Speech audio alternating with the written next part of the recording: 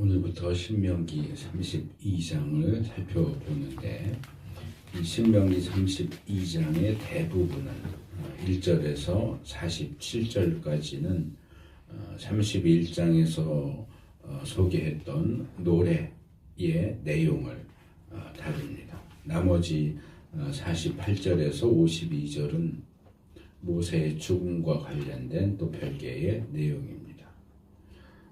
어떤 학자들은 이 신명기를 마무리하는 이 모세의 노래가 창세기를 마무리하는 야곱의 노래, 창세기 49장이나 사무엘서를 마무리하는 다윗의 노래, 사무엘하 22장에서 25장, 이 내용들과 아주 비슷하다라고 이야기를 합니다.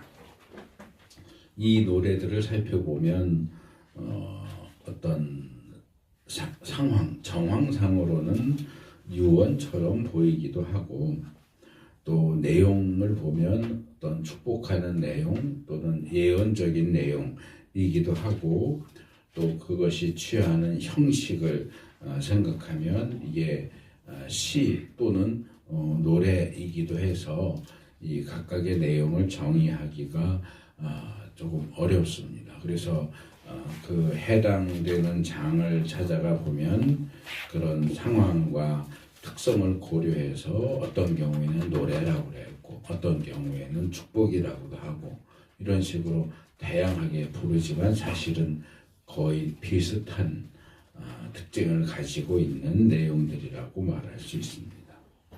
먼저 이 32장을 조금 개괄을 하자면 32장은 분량도 좀 많고 또 더군다나 시이고 또 그 안에 다양한 내용들이 들어가 있기 때문에 학자들이 32장을 어떻게 이렇게 정리를 하느냐 하는 것에 대해서는 견해가 여러 가지가 있는데 뭐 그런 것까지 우리가 다 살필 필요는 없고, 저는 그 가운데서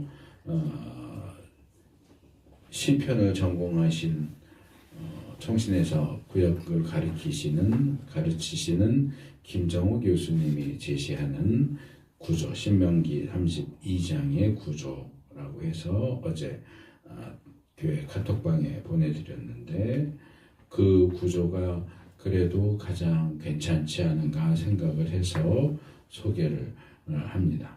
기본적으로 4개 부분으로, 그러니까 보통 서양에서 뭔가를 얘기할 때는 3개로 나눠서 서론, 본론, 결론 이렇게 하는 것이 더 일반적이지만 동양에서는 그렇게 3개도 하지만 조금 더 고전적으로 올라가면 4단계로 기승전결, 처음 주제가 이야기가 시작되고 기 일어나고, 승 이어가고, 전 뭔가 변화를 일으키고, 결론을 내리는 방식으로 4단계 방식으로 되어 있는데, 이 시를 그런 4단계로 구분을 해 놓았습니다. 그래서 기는 반석이신 하나님과 그 하나님과 대조되는 우매무지한 이스라엘을 제시하는 내용, 1절에서 6절. 그 다음에 승, 노래를 계속 이어가는 승은 이스라엘의 역사, 구원사에 나타난 하나님께서 이스라엘에게 베풀어 주신 은혜, 반대로 그런 은혜를 베푸신 하나님에 대한 이스라엘의 배신을 다룹니다. 7절에서 18절까지.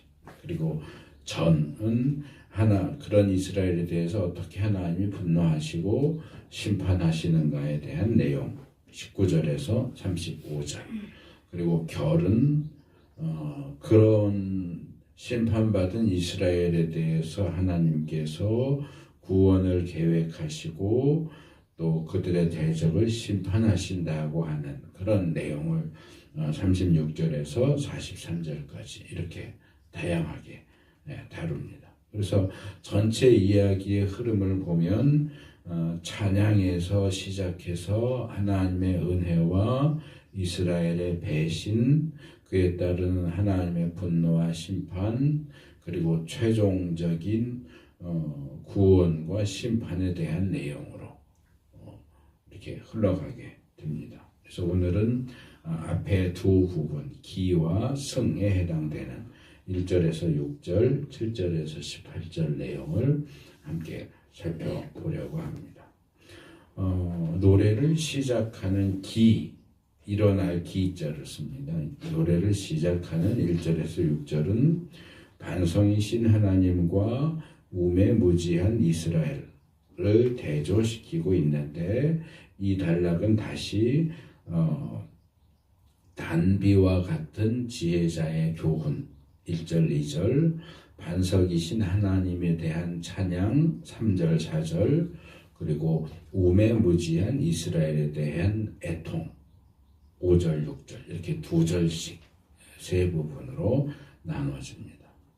먼저 1절과 2절은 이제 모세를 통해서 들려지고 주어지는 이 노래가 이스라엘 백성뿐만 아니라 하늘과 땅도 귀를 기울여서 들어야 할 정도로 매우 중요한 교훈이다 라고 하는 점을 먼저 확인시켜 주면서 시작합니다. 모세는 자기를 통해서 주어지는 이 교훈이 내리는 비, 풀밭을 적시는 소나기, 맺히는 이슬, 채소 위에 내리는 가랑비, 주로 다 비죠. 비, 소나기, 이슬, 가랑비. 그래서 가나안 땅에 대해서 제가 예전에 설명을 하면서, 가나안 땅은 젖과 꿀이 흐르는 땅이지만 땅 자체는 석회질이라서 이런 저수지나 보 이런 걸 만들기가 어렵고, 그래서 그 땅에서 농사를 지어서 풍년이 올 것이냐 흉년이 올 것이냐는 전반적으로 하늘에서 내리는 비의 상황과 연결되어 있다 하는 거 말씀을 드렸습니다. 그래서 하나님이 늘 이스라엘 땅을 지켜보시면서 그 땅에 사는 백성들이 어떻게 행동하고 어떻게 사느냐에 따라서 비를 제때에 줄 것인지 또는 비를 주지 않을 것인지에 따라서 순종해서 비가 제때 내리면 젖과 꿀이 흐르는 땅이 되는 거고, 불순종해서 비가 제때 내리지 않으면 망하는 거고, 그런 특성을 가진 땅이 가나안 땅이다 하는 거 말씀을 드렸는데, 그렇기 때문에 가나안 땅을 전제로 생각할 때 비는 굉장히 중요합니다. 생존과 생활에 있어서 아주 핵심적인 요소인데, 마찬가지로 이스라엘 사람들의 삶에 있어서 지금 모세를 통해서 주어지는 하나님의 말씀은 그런 비다. 비, 소나기, 이슬, 가랑비, 일반적인 비, 또 우기에 한꺼번에 많이 내리는 소나기, 그리고 아침에 우리나라하고 이스라엘은 좀 다르대요. 이슬이 거의 밤새 비가 내린 것처럼 축축할 정도로 이슬이 많이 내린대요. 그러니까 이 이슬도 비의 한 종류고, 그 다음에 가랑비, 조금씩 내리지만 계속 내리는 가랑비, 이런 형태로 주어지는 하나님의 은혜, 우리의 생존과 생활을 결정짓는 매우 중요한 부분이고, 또 그렇기 때문에 거기에 정말 마음을 다해서 귀를 기울여야 한다 하는 그런 내용을 이야기합니다. 3절과 4절로 넘어가면 하나님에 대해서 완전하시다, 올곧으시다, 거짓이 없으시다, 진실하시다, 이런 부분들, 하나님의 속성을 쭉 나열하면서 하나님이 얼마나 위대하신 분인지를 이야기합니다. 그런데 5절, 6절로 넘어가면 분위기가 완전히 바뀌어서 책망하는 내용으로 넘어갑니다. 그렇게 중요한 말씀이고, 그렇게 위대하신 하나님이 이스라엘을 돌보시고 이스라엘의 하나님이 되셨는데, 그러나 너희는 하나님께 맞서 악한 짓을 하니 수치스럽게도 너희는 이미 그의 자녀가 아니요 비뚤어지고 뒤틀린 세대이다. 어리석은 백성아, 이 미련한 민족아, 너희는 어찌하여 주님께 이처럼 갚느냐? 그는 너희를 지으신 아버지가 아니시냐? 너희를 만드시고 일으키신 분이 아니시냐? 어떻게 그런 하나님을 배신할 수 있느냐라고 느닷없이 책망을 합니다.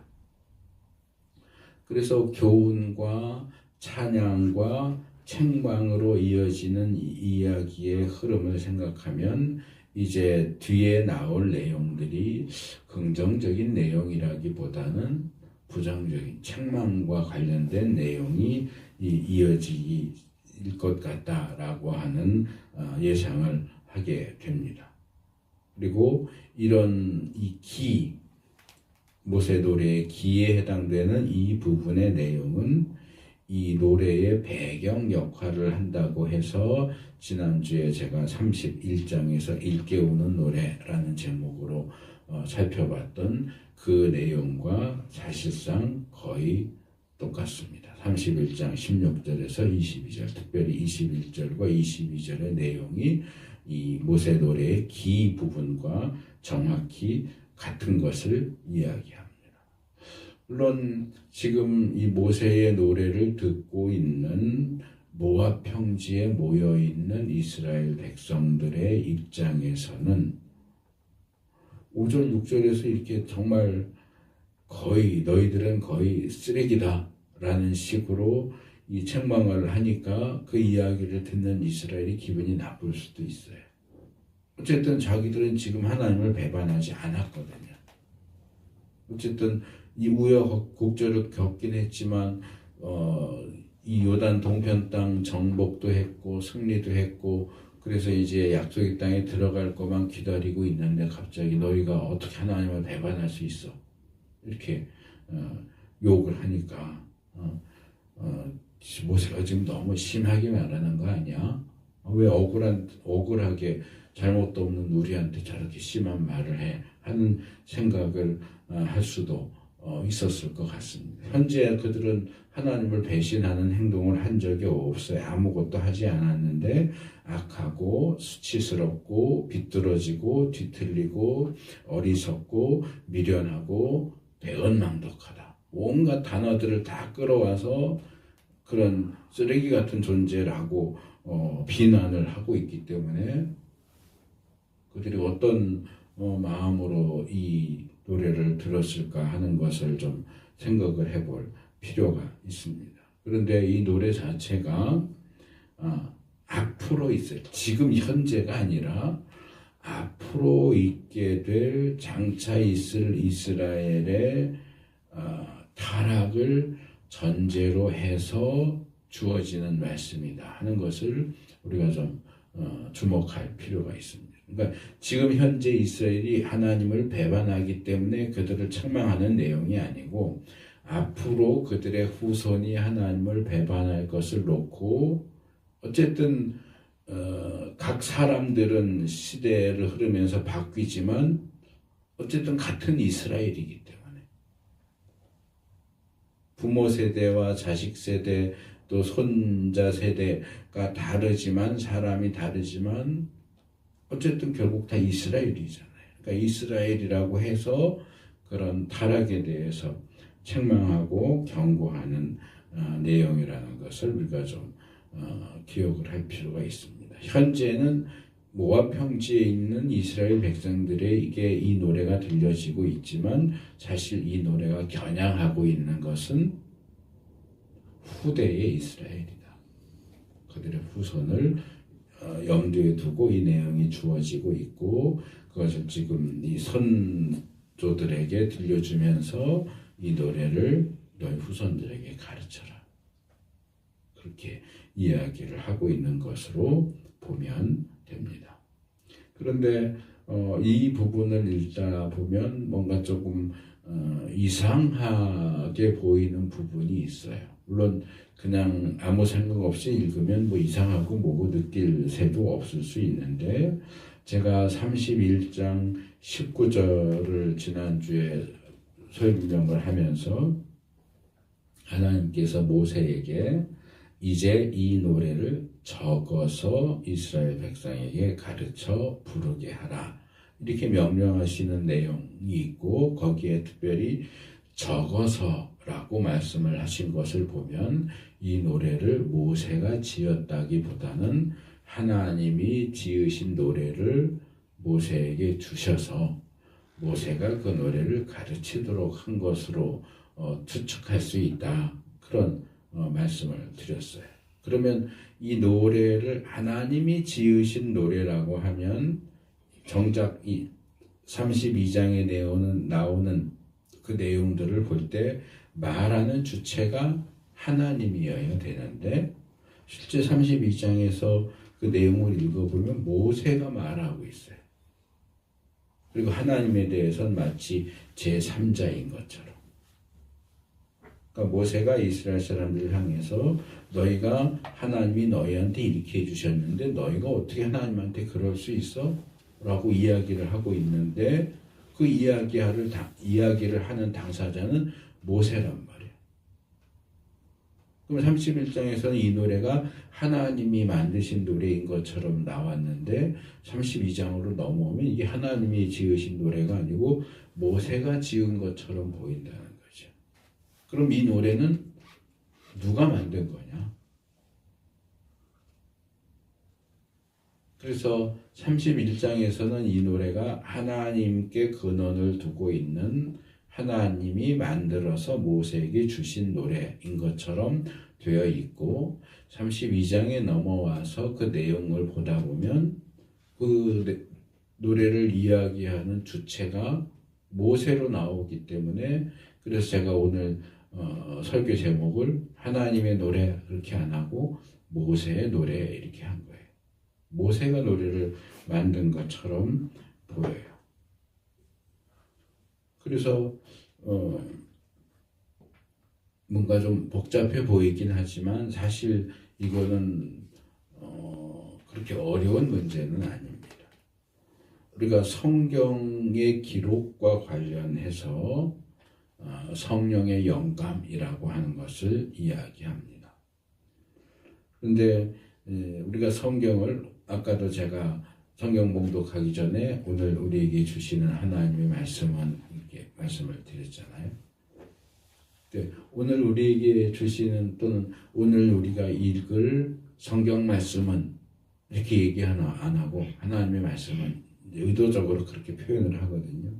자, 우리가 가지고 있는 그 책을 우리가 성경책, 성경이에요. 정식 명칭은 성경이지만 우리는 그 성경이 하나님의 말씀이라고 생각해요. 그러니까 성경은 하나님의 말씀을 기록한 거룩한 책이죠. 성경이라는 말 자체가 거룩할 성자에다 거룩한 경전이에요. 기독교의 경전, 유대교의 경전, 하나님의 말씀을 담고 있기 때문에 거룩한 책이죠. 그래서 성경이 정식 명칭이지만 그 성경을 우리는 하나님의 말씀으로 봐요. 왜? 거기 하나님이 말씀하시는 내용이 기록되어 있으니까. 그런데 어떤 책들을 보면 구체적으로 들어가서 보면 그 책을 기록한 사람들의 이름을 붙여서 부르기도 해요. 물론 우리가 지금 쭉 살펴보고 있는 창세기, 출애굽기, 레위기, 민수기, 신명기는 모세 이름을 달고 있지는 않지만 그 5권의 책을 묶어서 모세오경이라고 그래요. 모세가 쓴 5권의 책이죠. 그러면 이 오경은 모세의 말씀이잖아요. 모세의 말씀, 모세의 말이죠. 그런데도 우리는 그 모세의 말을 하나님의 말씀으로 받아요. 신약도 앞부분에 보면 복음서가 4권이 있는데 그냥 복음서가 아니고 그 복음서를 기록한 사람의 이름을 붙여서 부르죠.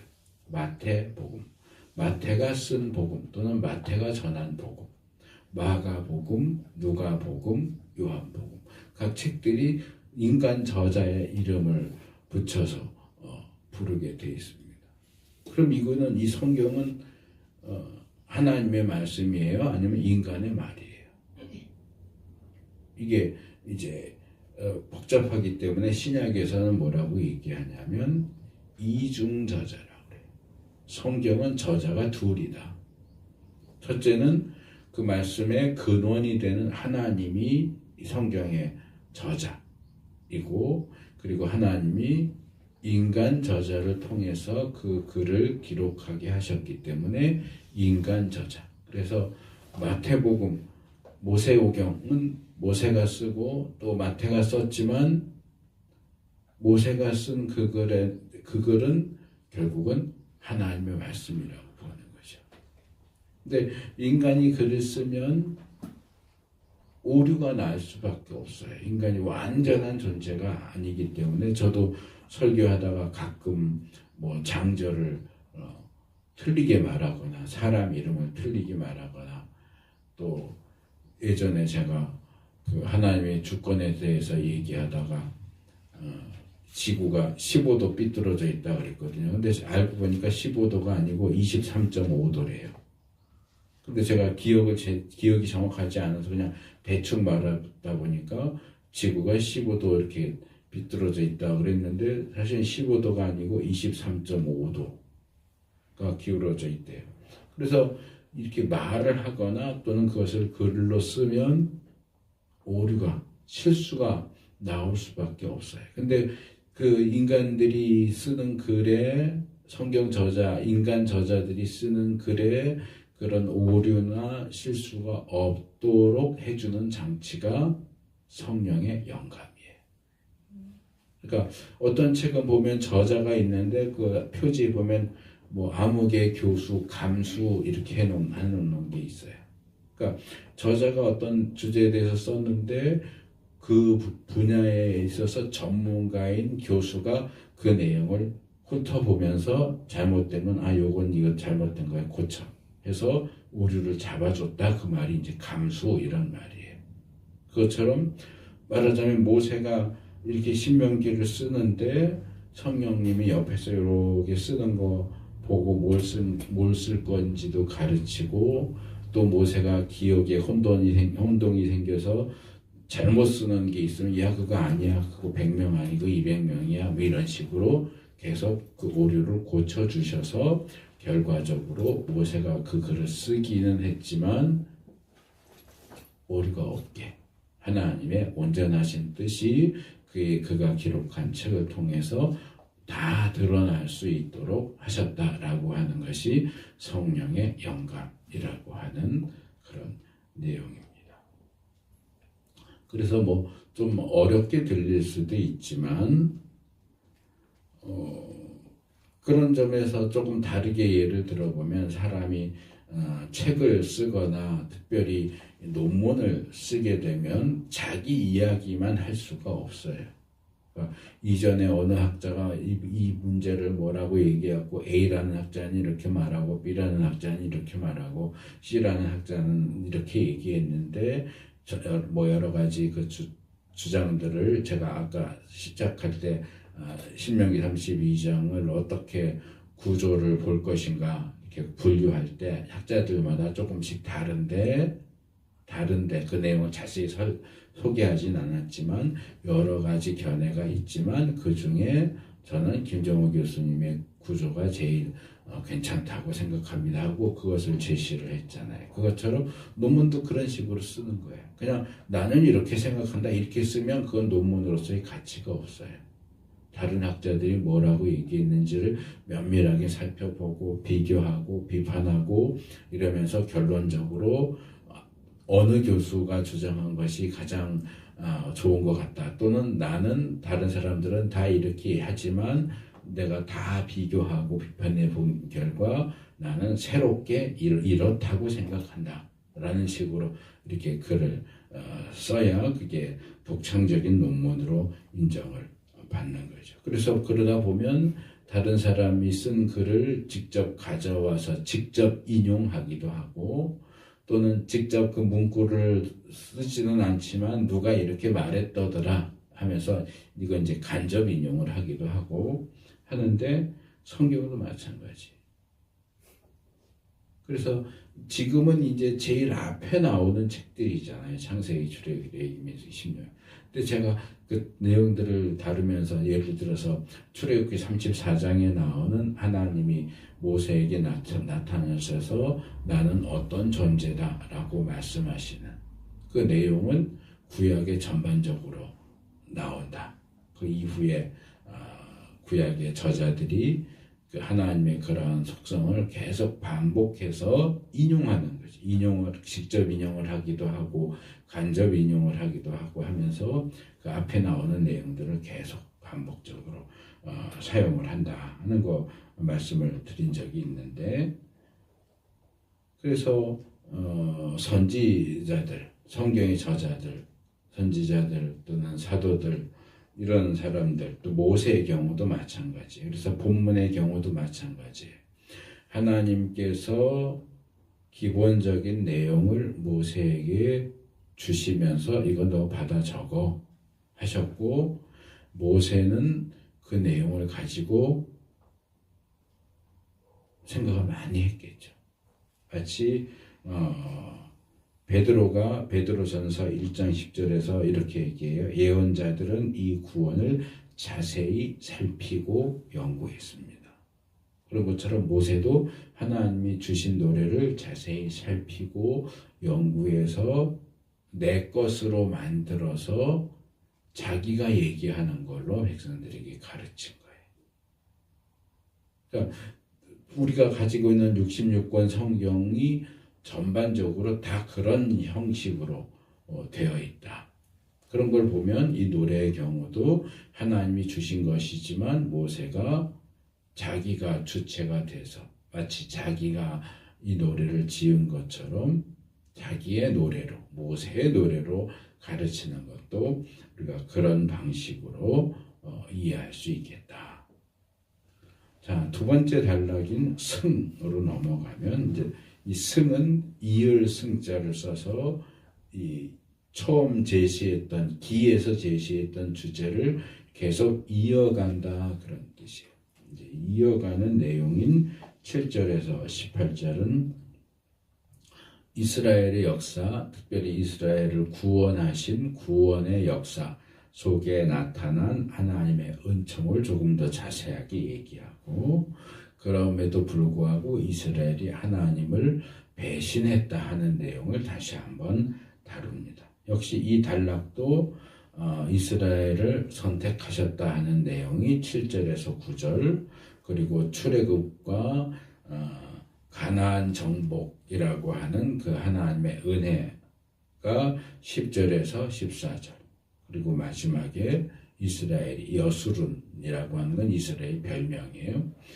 여수룬이 이스라엘이 하나님을 배신했다 하는 내용이 15절에서 18절, 이렇게 세 부분으로 나눠서 나옵니다. 먼저 7절에는 이제 아득한 옛날이라는 말이 나오고, 아득한 옛날, 조상 대대로 내려온 세대라고 하는 표현이 나오는데, 이게 뭘 가리키는 건지 정확하지가 않아요. 이 아득한 옛날이 하나님이 세상을 창조하실 때를 가리키는 건지, 아니면 이제 후대 사람들이 볼 때 이스라엘 나라가 시작되는 이 모세 시대, 출애굽, 광야 생활, 이런 때를 가리키는 것인지 정확히 알기 어렵지만, 앞에서 말한 것처럼 이 노래가 미래의 이스라엘 백성을 대상으로 삼고 있다라고 할 때는 창세기에 나오는 어떤 족장 시대나 출애굽 시대, 광야 생활, 가나안 정복, 이것들을 전반적으로 다 포함하는 내용이다, 이렇게 볼 수 있을 것 같습니다. 8절 중반절에 보면 이스라엘 자손의 수효대로라고 되어 있고, 거기에 각주가 있는데 사해사본과 70인 여기에는 하나님의 아들들의 수효대로라고 되어 있다. 그래서 이 구절은 난해 구절이에요. 이걸 어떻게 이해해야 되는지 어려워하는데, 뭐 다른 내용들은 다 빼고 그냥 단순하게 보면 하나님께서 이스라엘 자손들을 하나님의 아들들로 인정하셨다. 이스라엘은 하나님의 아들이다. 그만큼 그들을 중요하게 생각하셨고, 그래서 그들을 기준으로 삼아서 이 땅과 민족과 나라들의 영역을 이렇게 정해 주셨다. 이런 식으로 그냥 이해하고 넘어가도 될 것 같습니다. 그래서 8절을 보면 마치 세상이 시작되는 태고적 상황을 말하는 것처럼도 보이지만 9절로 넘어가면 바로 야곱, 이스라엘하고 되는데 이 9절은 하나님이 은혜로 야곱을, 이스라엘을 선택하셨다 하는 내용으로 넘어가기 때문에 그렇게 볼 수 있습니다. 그래서 하나님이 이스라엘을 선택하셨다 하는 주제는 신명기에 자주 나오는 내용입니다. 앞부분에서도 제가 신명기 앞부분에서도 이 주제를 제가 다룬 적이 있습니다. 모세도 앞에서 이미 이스라엘의 선택에 대해서 여러 차례 말했기 때문에 여기서는 자세한 내용을 안 하고 그냥 너희를 선택하셨다 하고 그냥 요약적으로 말하고 넘어가는 것일 수도 있습니다.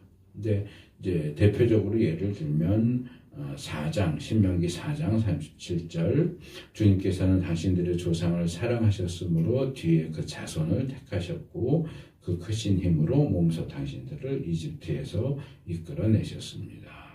또 7장 7절 8절에는 조금 더 자세하게 주님께서 당신들을 사랑하시고 택하신 것은 당신들이 다른 민족들보다 수가 더 많아서가 아닙니다. 오히려 당신들은 모든 민족 가운데서 수가 가장 적은 민족입니다. 그런데도 하나님께서는 당신들을 사랑하셨기 때문에 당신들 조상에게 맹세하신 그 약속을 지키시려고 당신들을 선택했다라고 이야기를 하죠. 그래서 이스라엘 자신에게는 하나님의 선택된 민족이 될 만한 그런 자격이나 요소가 없어요. 수가 많은 것도 아니고 강한 것도 아니고 다른 민족보다 더 착하다거나 더 정직하다거나 그런 게 아니에요. 다른 민족들하고 똑같아요. 그런데도 하나님께서는 그들에 대한 사랑, 또는 그들 조상들에 대한 사랑, 조상들에게 하신 약속, 이런 것들 때문에 이스라엘을 선택하셨다. 그래서 하나님께서 이스라엘을 선택하신 이 기준은 신약으로 넘어와서 하나님께서 그리스도인들을 구원하신 것과 같은 기준입니다. 우리 믿는 사람들이, 신자들이 불신자들보다 잘나서 구원받은 게 아니라는 얘기예요. 사실 신자들이나 불신자들이나 똑같아요. 다 거기서 거기에요. 그런데도 어떤 사람들은 죽어도 예수를 안 믿는 사람도 있는가 하면 어떤 사람은 또 예수님을 믿어서 구원을 받아요.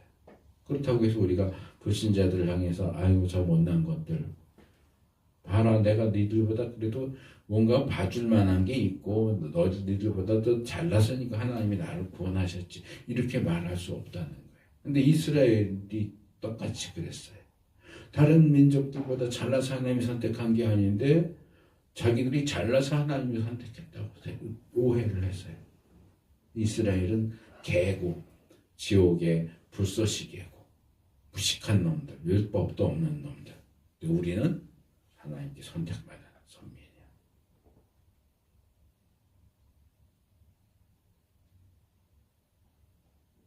그래서 이 하나님의 선택은 뭔가 이유가 있어서 행해진 것이 아니고 그냥 하나님의 호의, 하나님의 은혜로 주어진 것이기 때문에 이건 선물이에요. 그러니까 우리가 선물을 잘나서 받습니까? 선물을 받는 것은 받는 사람에게 뭔가 원인이 있는 게 아니고 주는 사람 마음이잖아요. 주는 사람이 선물을 줄 수도 있고 안 줄 수도 있고 뭐 생일이라서 줄 수도 있고 뭐 기념일이라서 줄 수도 있고 생일이나 기념일 아닌데 그냥 아무 때나 또 선물을 줄 수도 있고. 그래서 선물을 받으면은 기쁘기도 하고 남들 앞에서 나 이런 거 받았다 자랑도 하고 싶겠지만 그건 선물에 대한 자랑이지 선물을 받을 만한 나에 대한 자랑은 아닌 거죠. 나는 자랑할 수가 없어요. 선물은 자랑할 수 있어도. 그렇기 때문에 하나님이 우리 민족을 선택하셨다고 하는 것이 얼마나 큰 하나님의 은혜인가 하는 것을 기억할 필요가 있다는 거죠. 10절에서 12절로 넘어가면 거기 뭐 광야, 황야, 독수리, 인도 이런 표현들이 나오는데 이런 것들은 우리가 출애굽기부터 쭉 살펴왔던 출애굽 그리고 광야에서의 인도와 아주 밀접한 그 주제들을 다룰 때 주로 사용되는 표현들이기 때문에 직접적으로 출애굽, 광야 생활을 언급하진 않지만 이것은 결국은 출애굽과 광야 생활을 가리키는 것으로 볼 수 있습니다. 그리고 13절, 14절에는 고원지대를 차지한다. 밭의 열매, 바위의 꿀과 기름, 소와 양과 염소, 밀과 포도주 이런 표현들이 계속 나오는데 이것은 이제 약속의 땅인 가나안 땅을 차지하는 가나안 정복과 정착을 암시하는 내용으로 볼 수 있습니다. 그래서 이 승의 앞에 두 부분이 이스라엘에 대한 하나님의 선택, 구원, 인도, 광야에서의 인도, 그리고 약속의 땅을 선물하신 것 등 하나님께서 이스라엘에게 베푸신 풍성한 은혜들을 쭉 나열했다면 마지막 부분인 15절에서 18절은 그런 은혜에도 불구하고 배은망덕하게 하나님을 배반하는 이스라엘의 모습을 다시 한번 지적합니다. 하나님께서는 이스라엘에게 은혜를 베푸셨지만 이스라엘은 그 하나님께 배신으로 갚았다. 그러니까 그 한문 표현 배은이 그거죠. 은혜를 배신하는 거. 망덕, 나에게 베푸신 덕을 잊어버렸다. 지금 이스라엘에 대해서 딱 정확하게 제시하는 표현이 배은망덕. 15절에서 18절을 조금 속도를 줄여서 천천히 내용들을 생각하면서 읽어보면 배은망덕한 이스라엘에 대한 모세의 분노 그리고 하나님의 분노가 느껴집니다. 이스라엘 여술은 이스라엘 별명이라고 이스라엘은 부자가 되더니 반역자가 되었다. 이스라엘이 어떻게 부자가 됐어요? 하나님이 은혜를 베푸셔서 부자가 됐잖아요. 그랬더니 부자 만들어 놨더니 반역을 했대요. 먹거리가 넉넉해지고 실컷 먹고 나더니 자신들을 지으신 하나님을 저버리고 자신들의 반석이신 구원자를 업신여겼다. 그들은 이방신을 섬겨서 주님께서 질투하시게 하였으며 역겨운 짓을 하여 주님께서 진노하시게 하였다. 너희는 하나님도 아닌 신들에게 제사를 드렸다. 너희가 알지도 못하는 신들, 새롭게 나타난 새 신들, 너희는 너희 조상이 섬기지 않았던 신들이다. 너희는 너희를 낳은 바위를 버리고 너희를 낳은 하나님을 잊었다. 부모가 자식에게 하듯이 그렇게 아낌없이 사랑하고 알뜰하게 보살폈는데 그게 뭘로 되돌아왔다고요? 이 사람이면 이렇게 할 수가 없는 거예요. 어려운 형편에서 이스라엘이 출애굽을 하고 광야를 지날 때 하나님께서 홀로 고군분투하면서 이스라엘을 인도하실 때에 12절에 보면 다른 신들은 옆에 있지도 않았다 그랬어요. 다른 신들은 이스라엘 도와주지 않았어요. 오직 하나님만 이스라엘을 붙잡고 구원 끌어내시고 인도하셔서 약속의 땅까지 데리고 들어가셨어요. 그런데 약속의 땅에 들어갔더니 그동안 자기들을 구원하고 인도하고 약속의 땅에 두신 하나님은 배신하고 자기들 하나도 도와주지 않았던 신들을 이제 섬기겠대요. 드라마나 영화에 종종 그런 내용이 나오잖아요. 자, 남편이 죽었어요. 어머니가 정말 홀몸으로 아들 하나 있는 거를 어떻게 보살피고 공부시키고 해서 아들이 성공했어요. 대기업에 들어갔어요. 그리고 재벌 딸하고 결혼을 했어요. 그래서 이제 성공하고 번듯하게 살게 되니까 어떻게 해요? 혼자 대신 늙은 어머니를 내팽개치는 거예요. 찾아오지도 않고 찾아가지도 않고 무식하다고 멸시하고. 그게 지금 이스라엘 하나님에게 하는 일이라는 거죠. 이스라엘이 어떻게 하나님한테 그렇게 할 수 있어요? 제3자인 우리가 옆에서 볼 때도 아유 저런 불효자식, 저런 개망나니, 인간 쓰레기, 우라통이 터지고 욕을 하지 않을 수 없는 그런 상황인데, 그런 이스라엘을 하나님이, 그런 자식 새끼를 부모님이 어떻게 해야 될까요? 자, 이야기를 중간에 끊는 것 같지만 오늘 앞에 두 단락은 여기까지입니다. 이런 이스라엘의 행동에 대한 하나님의 반응이 이제 전에 나타나요. 기승. 이제 전으로 넘어가면 하나님이 그들에게 어떻게 반응하시는지를 살펴보는데, 말씀을 준비하면서 제가 품게 되는 생각은 지금 이 마음, 정말 망나니 같은 배은망덕한 이스라엘의 모습과 거기에 대한 우리의 어떤 분노하는 마음을 계속 가지고서 전으로 들어가야 돼요. 기승을 보면서 정말 우라통 터지는 이 마음을 그대로 가지고 전 내용으로 들어갔으면 좋겠는데, 아쉽게도 일주일이 있어야 돼요. 일주일 동안 우레통을 유지해야 되는데 그렇지 못해서 참 아쉽습니다.